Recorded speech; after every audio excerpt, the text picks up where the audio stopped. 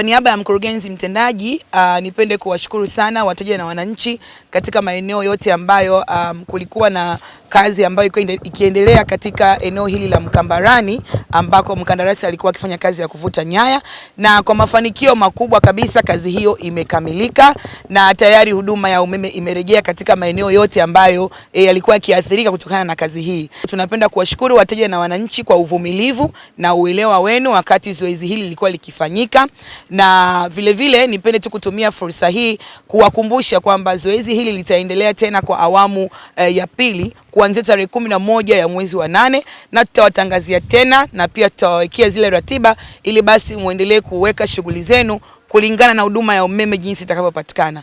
Kama ambavyo tuliwaambia, kazi hii ilikuwa ikifanyika katika eneo la hapa Mkambarani, lakini pia Kikombo pamoja na Mkonze kwa awamu ya pili.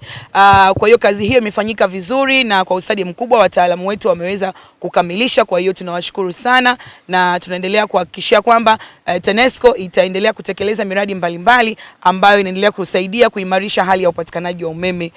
Pia naomba nikumbushe umuhimu wa hii line ikikamilika.